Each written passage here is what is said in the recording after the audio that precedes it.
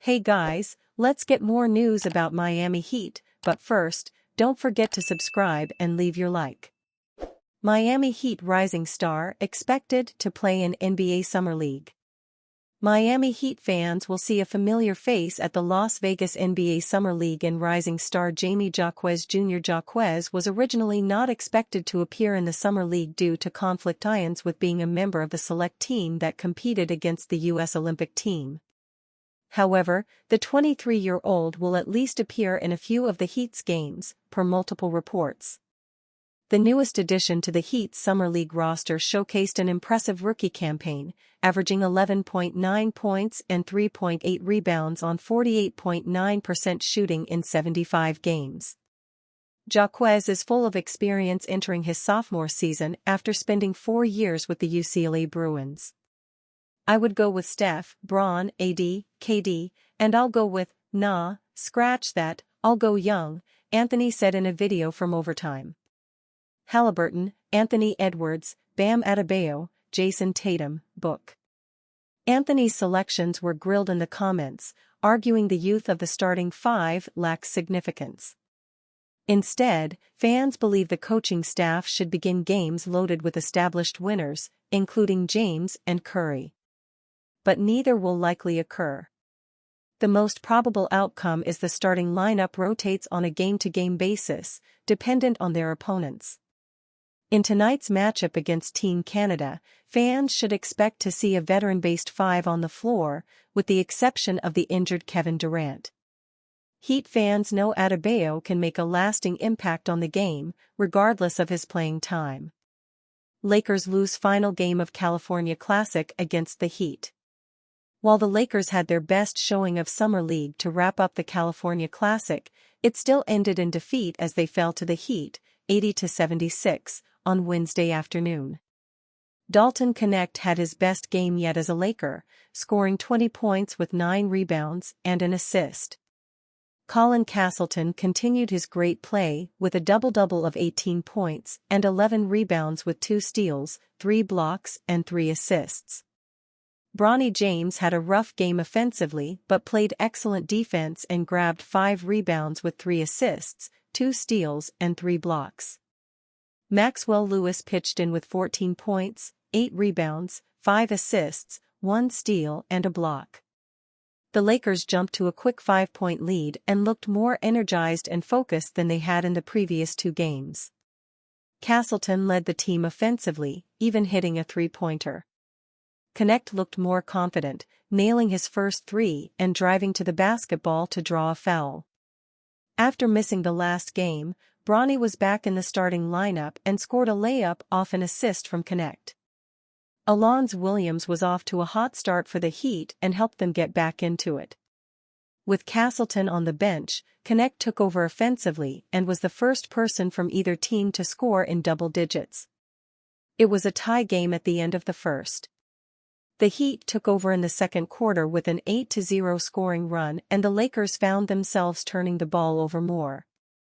Blake Hinson, who had struggled to score in the last game, finally saw the ball go through the net. 9 straight points by LA cut the deficit to 3 after Miami had gone up by 10. Despite his struggles offensively, Lewis was making an impact by grabbing rebounds, dishing dimes, and blocking a shot. LA went on a 9-0 scoring run to retake the lead by 4 heading into halftime. The Lakers extended their scoring run to 17-0 through the start of the third. Knecht's shot was falling and he was also impressive with his rebounds. Much of the quarter saw the Lakers taking charge offensively, with Knecht continuing to show off his skills.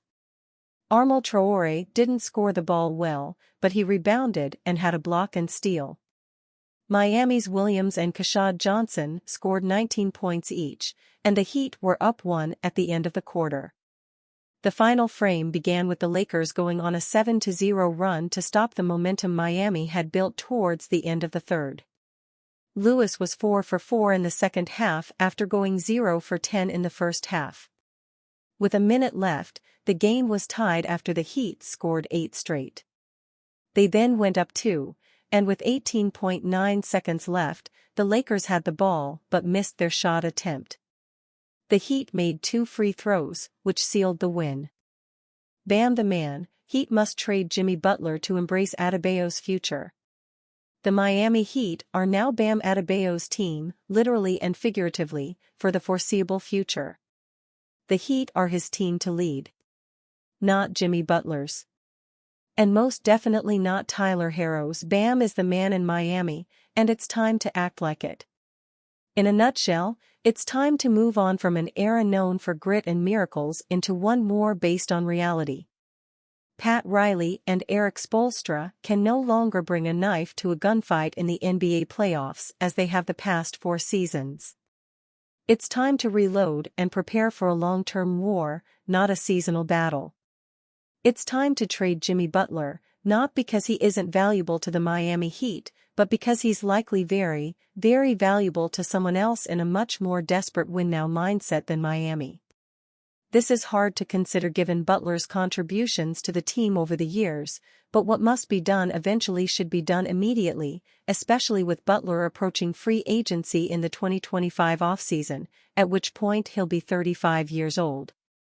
In the words of the great philosopher Kamala Harris, the Miami Heat must imagine a future of what can be unburdened by what has been. Over the weekend, Bam signed his max deal, reportedly valued at $166 million. The deal will keep him under Heat control through the 2028-29 season, his 8th in the NBA.